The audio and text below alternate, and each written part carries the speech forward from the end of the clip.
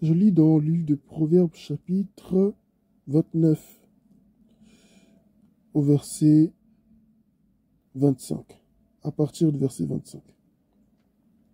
Il est écrit, c'est un piège de trembler devant les hommes, mais se confier en l'Éternel procure la sécurité. Beaucoup cherchent la faveur de celui qui domine, mais c'est l'Éternel qui rend justice à chacun. L'homme injuste fait horreur au juste, et celui dont la voie est droite fait horreur aux méchants. Amen.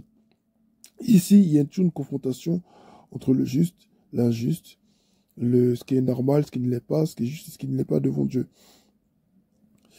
Premièrement, il est écrit au verset 25, c'est un piège de trembler devant les hommes, mais se confier en l'Éternel procure la sécurité. Celui qui tremble devant les hommes, celui qui a peur d'être jugé, qui a peur d'être condamné, qui a peur d'être méprisé, qui a peur d'être rejeté, qui a peur d'être mal vu, qui a peur de ne pas être validé, c'est celui-là, là.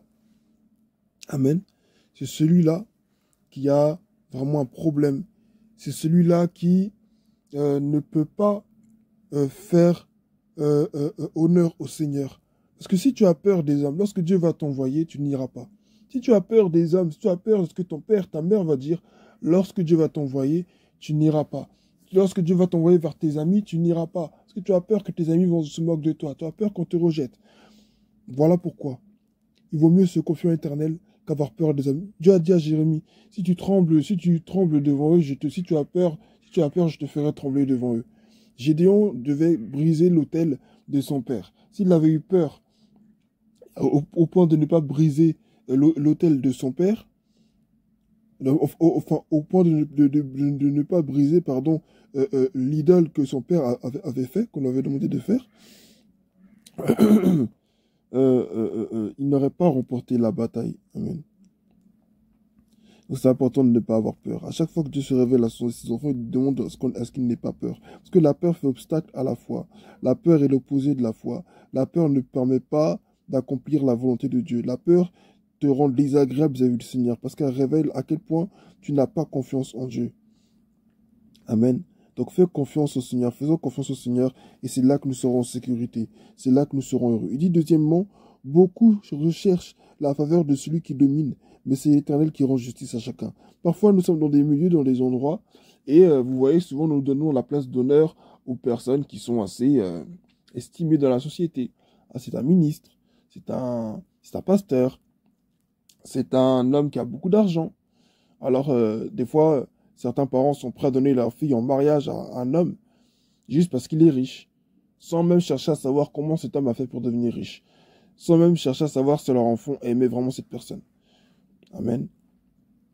Et ils sont prêts à vendre leurs enfants, à vendre leurs proches, à vendre leur sang, leur chair, juste pour de l'argent, pour une position. Certains sont prêts à tout, juste pour obtenir la faveur de celui qui domine. Celui qui domine, c'est qui? C'est aussi des fois celui-même qui a raison juste dans une histoire. Parce que, bon, on a appris ceci, on a appris cela, on a dit ci, on a dit cela, donc on est prêt à s'accrocher à cette personne. Mais c'est pas comme ça que Dieu fonctionne. Il dit, mais c'est l'Éternel qui rend justice à chacun. Parce que celui qui domine n'est pas forcément juste. Il peut être juste. Il y a eu des rois comme David, des gens bien, comme des Joseph, qui ont eu à un moment donné un poste de domination, comme Esther, comme Abraham, comme bien d'autres. Et Dieu est avec eux. Donc dominer, c'est pas forcément mauvais. Mais là, on parle de rechercher la faveur de celui qui domine. Là, on parle de la corruption. Nous ne devons pas rechercher la faveur de celui qui domine, parce que c'est Dieu qui fait justice à chacun. C'est pas parce qu'un pasteur a dit ça que c'est forcément vrai. Un pasteur a dit ça, donc tout le monde dit Amen, Alléluia. Non. Est-ce que ce qu'il dit est biblique? Est-ce que la manière dont il se comportait envers la personne là, est-ce que c'est bien? Il y a des pasteurs des fois qui humilient certains fidèles en public. Ils les humilient en public. Et nous, derrière, on n'est pas capable de s'indigner. Non, parce que c'est un pasteur. Non, parce que c'est un tonton, c'est un adulte, donc on peut rien dire.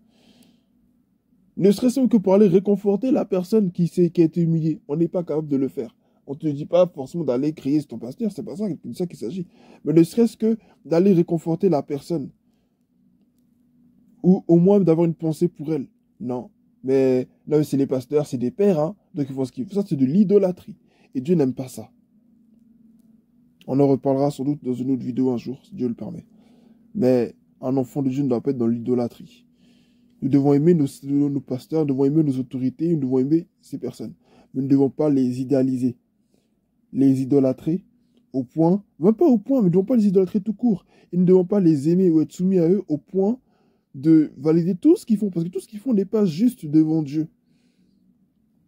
Amen. Et ça, il faut être à même de le voir. Si tu ne peux pas voir que ton pasteur fait mal, si tu ne peux pas voir que celui qui domine fait des choses qui sont mauvaises, alors sache que tu es dans le faux.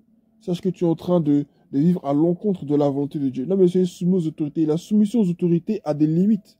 Et ce que beaucoup de personnes ne comprennent pas. La soumission aux autorités a des limites. Il n'y a que la soumission à Dieu seul qui n'a pas de limite. Mais que ce soit un parent, un frère, une sœur, un grand frère, peu importe le genre d'autorité qui est devant toi, il y a des limites. Lorsque cette personne a fait quelque chose qui n'est pas bon, lorsque cette personne fait quelque chose qui est à l'encontre de la parole de Dieu, à l'encontre de la morale, à l'encontre même de la loi, tu ne peux pas le soutenir. On dit il faut payer le transport. Ton pasteur dit non, t'inquiète pas, Dieu est avec nous, on va y aller. On dit non, les papiers on a besoin de tel papier administratif pour faire telle démarche. Tu dis non, t'inquiète pas, Dieu est avec nous. Et puis toi, tu le suis. Et demain, quand il y a des problèmes, tu vas dire quoi? Non, je comprends pas, mais non.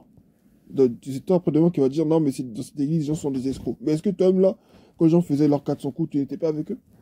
Ne recherchons pas la faveur de ceux qui dominent. Ne recherchons pas sa faveur. On veut plaire à ces personnes au point de perdre notre personnalité, au point de... On commence à s'habiller autrement parce que X ou Y est là. Mais celui qui est là depuis toujours, Dieu là, on n'est pas prêt à changer de vêtements pour lui l'honorer. Mais c'est parce que Dieu va dire, il y a le ministre qui arrive. Donc là, tu vas changer de vêtements. C'est vraiment de l'hypocrisie. Et Dieu n'aime pas ça.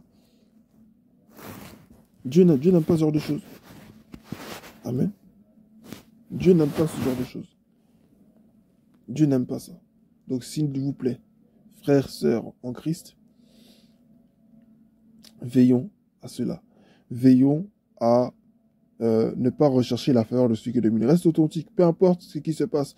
Reste comme Dieu t'a fait. Si la personne agit mal, va du côté de la justice de Dieu. Il ne s'agit pas d'être du côté d'une personne ou d'une autre. Non, on n'agit pas selon les sentiments, selon les partis pris, selon l'affinité qu'on a. Non, on agit selon la justice de Dieu. Je préfère être du côté de la justice de Dieu, même si ça consiste à être seul, plutôt que être du côté de la corruption, dans le but d'être bien entouré. Non, ça n'a rien de bon, ça. Et ça mène nulle part. Parce que quand celui qui domine, là, le jour où celui qui domine va tomber, là, le jour où celui dont tu cherchais la faveur va tomber, tu vas tomber avec lui. C'est ça que beaucoup de personnes, des fois, ignorent. Tu dis que ton pasteur, non, c'est ton père, donc il a fait ci, il a fait ça, donc il faut se souvenir. Non, s'il a mal fait, ne sois pas avec lui. Sois à même de pouvoir dire, pasteur, franchement, avec tout le respect que je vous dois, ce que vous faites là, je ne suis pas d'accord. La Bible dit ça, la Bible dit ça, la Bible dit ça. Il n'y a pas de nom comme il connaît tellement la parole, donc tu peux lui dire. Mais si, il faut lui dire. Paul est venu dans la foi après Pierre. Donc Pierre était l'autorité de Paul. Tu comprends? Mais lorsque Pierre va voir que... lorsque Paul va voir que Pierre avait une manière de se comporter avec les païens et une manière de se comporter avec les juifs, concernant la nourriture ou autre, il va dire, mais Pierre, tu es un hypocrite. Pierre, tu es un hypocrite. Est-ce que tu as vu dans la Bible, à un moment donné, où Dieu a frappé Paul parce que Paul avait dit à Pierre qu'il était un hypocrite? Non. Paul c'est vrai, il connaissait la parole, il avait la loi, il était versé, comme on le dit dans les Écritures, c'est vrai. Mais il ne connaissait pas Jésus. Il n'avait pas la révélation de Jésus au départ. C'est Jésus qui s'est révélé à lui, etc. Mais par rapport au parcours que Pierre et les autres avaient fait, ben, Paul était quand même jeune dans la foi par rapport à eux. Il y avait des enseignements de Jésus qu'il n'avait jamais entendus, des choses qu'il n'avait pas vécues avec Jésus, comparé à Pierre qui a vu Jésus vivant, qui était avec lui tous les jours. Tu vois ce que je veux dire? Mais ce Paul a été capable de dire à Pierre, là franchement, je trouve que ce que tu fais, c'est hypocrite. À quel moment tu as vu que Dieu a frappé Paul pour cela? Faut pas être aveugle, faut pas être envoûté, faut pas être enchanté, faut pas être comment dire ça? Il ne faut pas être dans le déni. Parce que beaucoup de chrétiens sont dans le déni. Le pasteur parle d'argent, le pasteur parle de choses. On dit tous Amen, Amen. Non. Ce qu'il dit, c'est pas vrai. Et toi, tu dis Amen. Pourquoi? Parce que parce que tu es de ceux dont il dit ici, beaucoup cherchent la faveur de celui qui domine. On veut plaire. On veut être bien vu. On veut être perçu comme la personne soumise, la personne zélée, la personne qui fait ci, qui fait cela, la personne qui ceci, la personne... Non. Non. Amen. Sois du côté de la justice de l'Éternel. Même si tu dois te retrouver seul. Vaut mieux être seul avec Dieu. Amen. Qu'être entouré de beaucoup de personnes sans lui. Amen. Il dit au dernier verset, il dit, l'homme injuste fait horreur au juste. Et celui dont la voie est droite fait horreur au méchant. Donc, l'un et l'autre, c'est pareil. Si tu marches dans la justice, tu auras des persécuteurs. Tu feras horreur à ceux qui ne marchent pas bien. Tu vois, des fois, dans certaines assemblées, certains frères et sœurs veulent s'habiller correctement, veulent vraiment mener une vie correcte devant le Seigneur. Et pour cela, on va leur dire, mais toi, tu fais trop le saint, toi, tu fais trop ceci, tu fais trop cela. Pourquoi? Parce que tu renvoies aux autres l'image de ce que eux ne veulent pas faire, de ce que eux-mêmes ne font pas, de ce que eux refusent de faire, là. C'est ce que toi, tu fais. Et tu les gênes, tu les déranges. Mais moi, je te dis, au bout d'un certain moment, une telle assemblée, tu dois sortir de là. Parce qu'une assemblée où les gens ne veulent pas servir Dieu, où les gens ne veulent pas honorer le Seigneur, où les gens ne veulent pas se plier au Saint-Esprit, ne veulent pas changer de vie. Parce que c'est vrai que chacun son, comment dire, son parcours, son processus avec Dieu. Hein. Dieu ne fait pas la même chose avec tout le monde. Il y en a pour qui le changement est un peu plus instantané. Pour d'autres, le changement prend plus de temps. C'est le Saint-Esprit qui travaille en nous, c'est pas nous. C'est Dieu qui fait. C'est vrai. C'est vrai que c'est Dieu qui fait. Il ne faut pas oublier que Dieu n'agit pas sans notre collaboration. Voilà. Et il y a des personnes, des fois aussi, qui ne veulent pas collaborer. Parce que, en fait, ça fait 10 ans que tu es dans la maison de Dieu. Je ne dis pas, il y a des combats, chacun ses combats, il y a des trucs, des fois, qui se passent. On ne comprend pas, Dieu est mystère. Voilà. Personne ne maîtrise Dieu pour dire que c'est comme ça, c'est en tel temps que ça devait se passer. Mais il faut dire, en réalité, il y a aussi, à un moment donné, il y a des choses qui sont plus possibles. C'est pas normal que pendant plus de 10 ans, pendant plus de 20 ans, plus de 50 ans, tu es de la maison de Dieu. Et genre, il y a des choses que tu continues toujours de faire. C'est pas normal. Soit il y a un esprit et on peut prier. Mais il y a quelque chose qui n'est pas normal. Si toutefois, en tout cas, tu avances, tu essaies vraiment de tout ton cœur d'avancer avec le Seigneur, il y a certaines choses qui ne vont pas. Au bout d'un moment, il y a des choses, faut s'interroger, dire Seigneur, qu'est-ce qui ne va pas? Qu'est-ce que je n'ai pas fait? Qu'est-ce que je n'ai pas dit? Où est-ce que j'aurais dû aller et je ne suis pas allé? Quelle prière j'aurais dû faire et je n'ai pas fait? Des fois, c'est peut-être le fruit de l'ignorance, mais ce n'est pas normal. Amen. Il y a des gens pour qui on va dire c'est pas de leur faute. C'est vraiment peut-être le Dieu à ignorance. Mais il y a des gens qui font exprès, qui vivent une vie qui n'est pas bonne. Et ces personnes-là, lorsque toi tu veux marcher correctement pour le Seigneur, tu fais horreur. Tu crées de l'indignation de la vie de ces personnes. Tu les insupportes. Pourquoi? La Bible dit, dans le livre de Jean, chapitre 3, que ceux qui font des œuvres dans les ténèbres, là, hein, ne viennent pas à la lumière parce qu'ils ont peur d'être dévoilés. Mais celui qui est déjà dans la lumière, là, mais il n'a pas peur d'être dévoilé parce qu'il sait que ce qu'il fait est juste. Continue d'être juste. Ne cherche pas à plaire à la foule. Ne cherche pas à plaire à celui qui domine, à celui qui a de l'influence. Amen. N'aie pas peur des hommes, n'aie pas peur des gens. Quand tu n'auras pas peur, quand tu ne te laisseras pas effrayer ou intimider, on te dira, mais lui, il est orgueilleux, elle est orgueilleuse, et plusieurs, des fois, quand on vous dit ça, ça vous gêne. Et du coup, vous changez pour plaire aux autres. Non, non, vous savez pas que, en fait, le problème, c'est que souvent on se dit, mais si tout le monde dit ça, c'est que c'est vrai. C'est faux. C'est pas parce qu'une foule a le même discours que c'est forcément vrai. Regarde dans la Bible, ils étaient combien à dire crucifiez-le? Crucifiez-le, crucifiez-le, ou à dire Barabbas, on veut que Barabbas soit libéré. Est-ce qu'ils avaient forcément raison? Non. Ils étaient combien à dire que, mais bon, ça encore, ça c'était la volonté de Dieu, que ça arrive ainsi. Mais est-ce qu'ils avaient vraiment raison en soi? Non. Ils étaient combien à dire que Job avait péché? Que Job avait péché, que Job certainement si tu en es là, c'est parce que tu as fait quelque chose qui déplaît au Seigneur. Ils étaient combien à blâmer Job? Ils étaient 3. Et certainement qu'il y en avait encore d'autres. Mais ses amis, c'était ses amis en plus. Donc c'était des gens qui étaient proches, qui connaissaient bien Job. Ils étaient trois à dire que Job avait péché. Et pourtant, est-ce qu'ils avaient forcément raison? Non. Donc toi qui veux être juste que marcher dans la volonté de Dieu, tu ne peux pas t'appuyer sur la vie des autres. Qu'est-ce que le Saint-Esprit lui-même te dit en toi? Parce que ceux qui vont venir te voir là, des fois c'est des gens qui sont jaloux de toi. C'est des personnes des fois qui n'acceptent pas que tu as une vie différente d'eux. Tu les gênes. On dit à l'église qu'il faut s'habiller en costard-cravate, et tu ne s'habilles pas en costard-cravate, tu es le seul qui t'habille en costard. Quand on va aller voir, quand on va aller voir là, on va leur dire, mais voilà votre ami qui s'habille bien, pourquoi vous ne faites pas comme lui? Ça va les gêner. Ils vont se sentir offensés. Mais c'est pas de ta faute. Toi, reste comme toi, Dieu t'a fait. Voilà. S'ils t'aiment pas, c'est leur problème à eux. Mais toi, reste là où Dieu t'a fait. Parce que quand tu voudras changer là, tu vas après tu vas mal te sentir.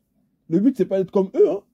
Ah non, non, non. Le but, ce n'est pas d'être comme eux. Tu n'es pas à t'adapter à eux. Reste comme Dieu t'a fait. On dit il y a une réunion de la jeunesse. Il y a une réunion peut-être là, quelque part, où il faut être à l'heure. Toi, tu es toujours à l'heure. Continue d'être à l'heure. On dit il y a un temps de prière avant le culte, à 8h30, à 7h. Il y a l'école de Béret et tout. Continue d'être ce chrétien fidèle. Continue d'être ce chrétien droit qui est organisé dans ta famille partout. Continue. Les gens veulent te critiquer. Continue, parce que demain, là, c'est eux qui vont te demander conseil. C'est eux qui vont t'admirer. C'est eux demain qui vont te soutenir demain. C'est eux. Et même s'ils ne le font pas, tu t'en fous. Mais toi, reste là où Dieu t'a mis. Ça va encore avec le message du fait d'être authentique. Reste comme Dieu t'a fait. Ne cherche pas à ressembler à tout le monde. Continue de prier, continue de jeûner, continue de servir, continue de t'investir pour le Seigneur. Ceux qui ne veulent pas faire ça, il n'y a que ceux qui sont incapables de le faire, ou toutefois qui ne veulent pas le faire, qui sont de mauvaise foi, qui vont venir te critiquer. Parce que la plupart du temps, ceux qui critiquent, c'est ceux qui ne font absolument rien. Ceux qui ne font rien, là, c'est ceux qui vont venir te critiquer. Ceux qui ont trop peur d'agir, c'est ceux qui vont te critiquer. Mais les gens qui ont vraiment osé faire quelque chose dans leur vie, les gens qui travaillent vraiment, s'ils viennent avoir un avis critique sur toi, ça sera un avis constructif. Pour te dire, voilà comment tu peux t'améliorer. Voilà comment tu peux t'améliorer. Voilà comment tu peux faire. Moi, j'ai fait telle erreur la dernière fois, mais voilà, moi, je te conseille de faire ça, ça, ça. Et puis, c'est voilà des gens qui vont te soutenir. Mais ceux qui ne font rien, ceux qui marchent à contresens, ceux qui sont rebelles, ceux qui ont une vie bizarre, c'est ceux-là qui vont se sentir gênés, qui vont venir te critiquer. Tu seras le mouton noir pour eux. Tu seras la bête noire pour eux.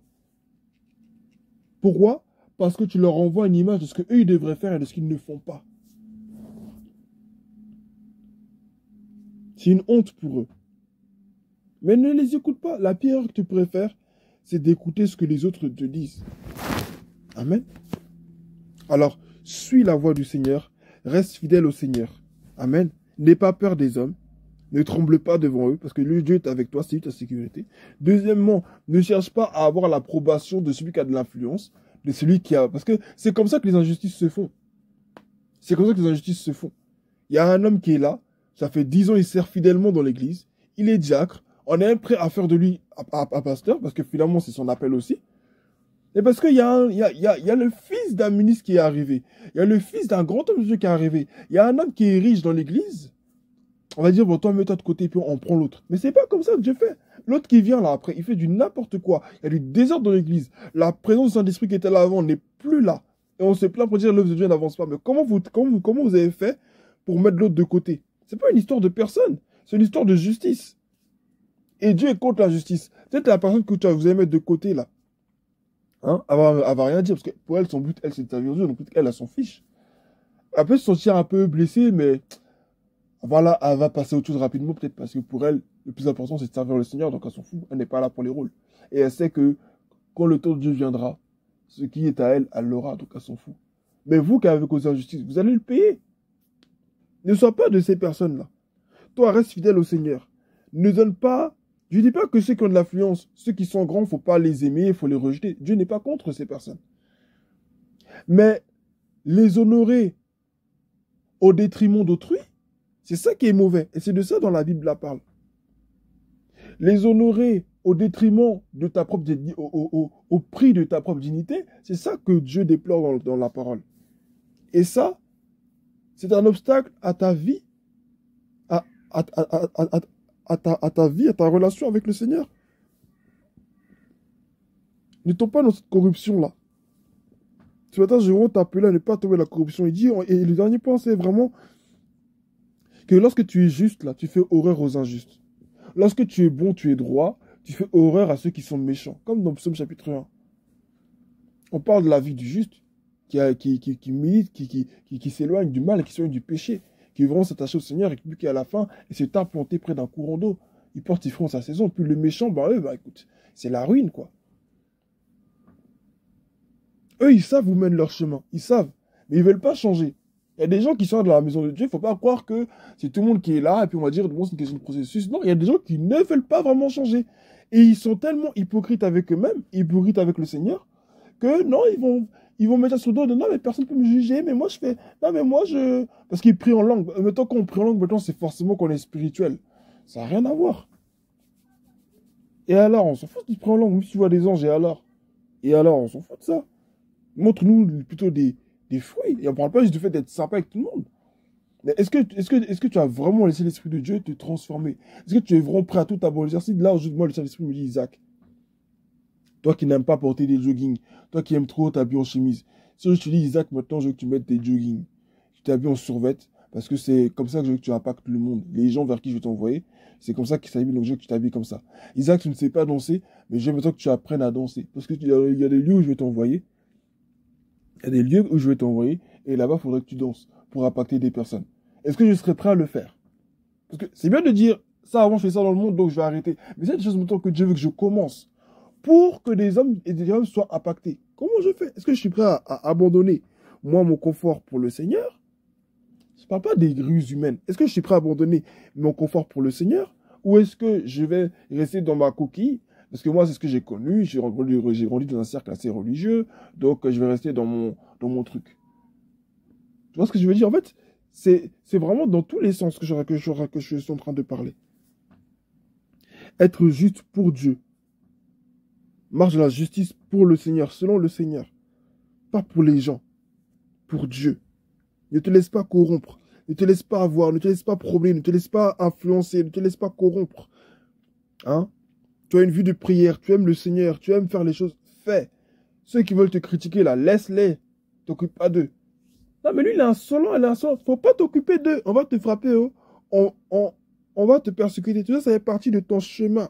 Ça fait partie de ta route. Continue de porter ta croix et avance. C'est toujours toi qui vois ce qui ne va pas. C'est toujours toi qui vois. Mais continue de dire ce qui ne va pas, en fait. Le jour où tu ne seras pas là, ou bien le jour où Dieu te fermera la bouche pour dire maintenant c'est bon, tu ne dis plus rien, tu verras ce qui va se passer. Ils veulent faire, non? Bah, qu'ils fassent. Il y a des gens comme ça dans l'église. Ils voient ce qui ne va pas et ils disent. Et quand ils parlent là, les gens n'aiment pas. Et pourtant, c'est comme ça. Chacun a son don de la besoin de Dieu. Et les gens, c'est pas forcément des rêves, mais tu regardes, tu vois quelque chose qui ne va pas. Ah là, c'est mal décoré. La musique, c'est pas trop ça. Ah là, les voix, c'est pas trop ça. Ah là, la prière, c'est bien, mais on sent pas trop la présence de Dieu. Ah là, c'est pas que tu es mauvais. C'est rien à voir. Mais Dieu te donne des dons de foi pour voir les choses. Mais comprends aussi que si toi aussi tu vois les choses, c'est que Dieu t'appelle aussi à faire les choses. Voilà. Parce que c'est pas de dire qu'il y a ci, il y a ça. C'est que Dieu aussi t'a donné la solution pour remédier à ces manques-là. Pour combler ces manques. Dieu va pas juste te montrer, bah là, il y a ci qui va pas. Là, il manque ceci. Là, il manque cela. Sans même qu'il ne te donne la solution pour régler le problème. Non. C'est que Dieu t'a donné aussi la solution. Maintenant, ceux vers qui tu vas aller, c'est à eux aussi d'être aussi assez humbles pour écouter. C'est à toi d'être obéissant au Saint-Esprit pour parler, quand il faut parler, comme il voudrait que tu parles. Parce que des fois, il ne faut pas trop parler, peu de paroles suffisent. Mais aussi, il ne faut pas aussi... il faut aussi que les gens aussi, vers qui tu vas aussi, aient aussi cette humilité-là, d'accepter. Dire, ah, ça, je n'avais pas vu. Ok, je vais y réfléchir. Ne serait-ce que dire, je vais y réfléchir, c'est déjà bien. Plutôt que de rejeter en bloc.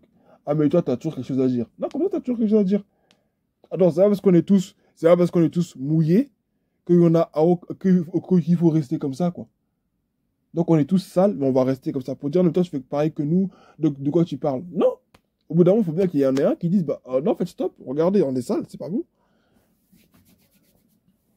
Donc, sois juste. Sois juste. C'est ça le thème de ce message. Sois juste. Sois juste. J'ai dit beaucoup de choses, mais je pense que celui qui est resté jusqu'à la fin aura compris tout ce que Dieu a dit. J'ai peut-être un peu des fois fait des petites digressions, veuillez m'excuser. Mais sois juste pour le Seigneur, sois juste. N'essaie pas de paraître juste. Parce que c'est différent de paraître juste et d'être réellement juste. C'est différent. Et juste selon qui? Selon Dieu ou les hommes? Ah. Quand tout le monde t'acclame, fais attention. Peut-être que tu es sur la mauvaise voie. Une foule peut t'acclamer, c'est normal. Beaucoup de gens ont suivi Jésus. Ça ne veut pas dire que Jésus était dans le faux. Jésus faisait des miracles. Beaucoup de gens étaient là pour voir. Beaucoup de gens étaient là. Beaucoup de gens étaient contents. Quand il a fait son entrée à Jérusalem, on l'a acclamé comme un roi. Donc, c'est pas parce que beaucoup de gens t'aiment bien que tu es forcément dans le faux. Mais lorsque tu es prêt à tout sacrifier pour l'amour des hommes, est-ce que tu es prêt à abandonner la volonté de Dieu pour l'amour des hommes?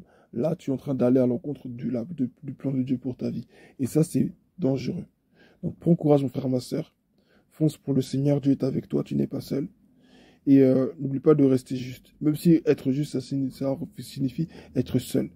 Parce que tu ne seras jamais seul. Parce que la présence dont tu as le plus besoin, c'est celle de l'Éternel.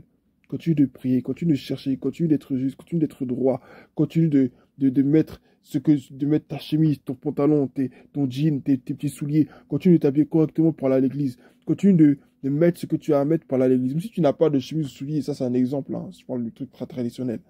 Parce que ceux qui veulent rester traditionnels, souvent les critiquent, surtout quand tu es jeune. Donc, fais ce que Dieu te dit de faire et avance. Il n'y a que ceux qui n'ont pas la moitié de ton courage qui vont te critiquer, qui vont se moquer de toi. Il n'y a que ceux qui n'ont même pas la moitié de ta foi, la moitié de ton intimité avec le Seigneur, la moitié de ta grâce qui voudront se moquer de toi. Ne cherche pas à changer pour eux. Ne cherche pas à changer pour eux leur faire plaisir. Non, c'est quelque chose à changer, c'est quelque chose à améliorer. Le Seigneur saura t'aider à améliorer cela. Mais ce que les gens te disent, les paroles dévalorisantes, les paroles qui viennent dire, mais toi, tu fais trop le saint, mais elle a fait trop ci. Ces paroles, il ne faut pas les écouter. C'est des gens qui n'aiment pas réellement le Seigneur. C'est des gens qui n'ont pas eu la révélation que tu as eue. C'est des personnes qui ne connaissent pas Dieu comme toi, tu le connais. C'est des personnes qui ne sont pas à la dimension où toi, Dieu t'a mis. Parce qu'à quelqu'un qui a vraiment connu Dieu et qui voit son ami qui veut marcher la sainteté ne peut pas dire, toi, tu veux faire trop le saint. C'est que cette personne même là, il lui manque quelque chose. C'est que cette personne, il lui manque quelque chose. C'est que cette personne, il lui manque quelque chose. Je ne peux pas voir mon frère qui veut marcher droit avec Dieu. Peut-être qu'elle s'y prend peut-être pas trop bien. Peut-être. Peut-être qu'elle ne fait peut-être pas tout bien. C'est possible. Peut-être qu'il y a peut-être des femmes qui disent que c'est vrai. Mais le fait de voir ma sœur qui dit non, moi en tant que femme, je vais m'habiller comme ça. Parce que ça plaît au Seigneur. Non, moi en tant qu'homme, je veux m'habiller comme ça. Parce que ça plaît au Seigneur. Non, moi en tant que femme ou en tant qu'homme, je veux parler comme ça. Parce que c'est ça qui plaît au Seigneur. Non, je veux vivre de cette manière. Parce que ça plaît au Seigneur. Même si dans mon assemblée, les gens se moquent de moi, je veux rester là où comme Dieu m'a fait parce que ça plaît au Seigneur. Le simple fait de voir ça, là, ça va me susciter en eux de l'admiration, de la joie, et puis se dire, mais comment cette personne fait? On est à une certaine époque où c'est pas facile. Comment est-ce qu'elle fait? C'est comme ça qu'ils doivent se comporter. Mais quand ils ne le font pas, quand ça n'arrive pas, comprends qu'eux, il leur manque quelque chose. Ils n'ont pas compris certaines choses aussi. C'est pas leur vie, c'est la tienne. Tu ne peux vivre qu'une seule fois. Tu ne peux pas vivre pour plaire aux gens, je t'en supplie. Ne fais pas ça. Parce que le jour où tu vas abandonner cette personnalité-là, tu vas aller comme si tu étais parti à 1000 km de chez toi. Et le jour où tu vas t'apercevoir que tu as trop changé, que tu n'es plus toi-même, que c'est compliqué, c'est comme si tu étais dans une prison. Tu as eu beaucoup d'amis, tu as eu beaucoup de gens autour de toi qui t'aiment bien, mais tu n'es plus toi-même. Donc tu es prisonnier dans une vie qui n'est même plus la tienne. Ta relation avec Dieu n'est plus la même, tu ne vis plus la présence d'esprit comme avant, parce que tu n'es plus toi. Tu es devenu ce que le monde voulait. Et si tu en es là aujourd'hui, si tu te reconnais dans cette description, il est encore temps pour toi de revenir. Il n'est pas trop tard. Mais comment faire? Reviens d'abord à la présence de Dieu. Remets-toi à prier. D'accord? Accorde progressivement de moins en moins de temps à ces personnes. Prends du temps sous la douche, dans la cuisine, dans la salle de bain, dans ta chambre. Quand tu vas au travail, recommence à prier, recommence à chercher le Seigneur. Dieu te donnera la force. Parce que ce que tu étais devenu là, tu n'es pas devenu par tes forces, tu es devenu par le Saint-Esprit. Donc recommence à chercher Dieu, tu verras. Mais sois juste. Sois vraiment juste. Ok?